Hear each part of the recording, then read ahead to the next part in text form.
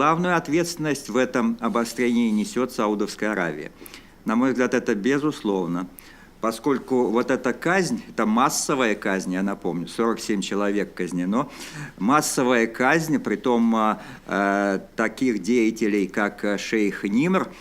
Да, здесь действительно по саудовскому телевидению показывались вот его выступления, якобы подстрекающие к мятежу. Но я напомню, что сразу после казни генеральный секретарь ООН заявил о том, что он озабочен тем, что этот процесс над Нимром был, возможно, не так прозрачен и не так не основан на действительных фактах. Это было заявление генерального секретаря ООН сразу после казни. Далее, среди казненных был и известный палестинский поэт, обвиненный в атеизме.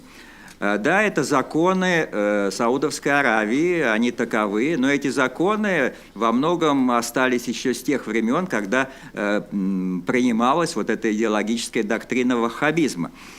И отрубание рук, отрубание голов, смертная казнь за какие-то выступления, просто выступления против саудовской династии, это все есть, и законы такие действуют. Саудовская Аравия, несмотря на вот этот вот бум нефтяной и создание достаточно современной внутренней инфраструктуры на основе нефтедолларов, остается в социально-политическом плане вот такой достаточно специфической страной. На мой взгляд, вот эта политика Саудовской Аравии в последнее время, эта политика достаточно агрессивная.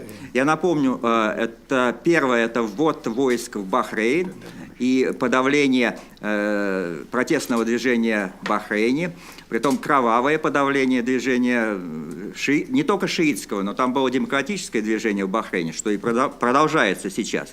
Далее это бомбардировка Йемена, территории Йемена, без всякого мандата со стороны Объединенных Наций. Да, есть какая-то просьба бежавшего в Саудовскую Аравию бывшего президента Йемена Хади, но это не повод. То есть бомбардировки идут, и по информации ООН, несколько тысяч мирных жителей погибли, в том числе и дети.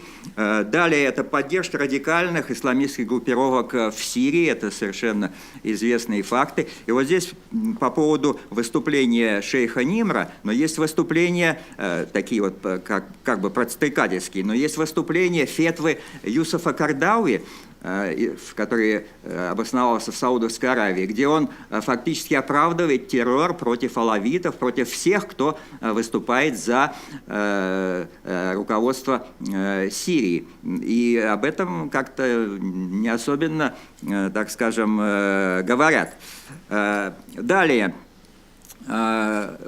Саудовская Аравия, на мой взгляд, проводит вот эту политику достаточно агрессивную, пользуясь поддержкой Соединенных Штатов, поскольку, допустим, если мы представим себе, что вот такое бы казнь 50 человек, почти 50 человек, произошла бы где-нибудь в другой стране, например, в том же Иране, я представляю, какая поднялась бы буря протестов в мире. Я напомню, что собирались в Иране казнить женщину за то, что она якобы убила, замешана была в убийстве мужа, и ее и не казнили, но поднялась такая буря протестов благородных против этого во всем мире. Сейчас мы видим вот такое, Соединенные Штаты слегка пожурили Саудовскую Аравию и даже обвинили Иран в том, что он не обеспечил безопасность саудовских дипломатических миссий.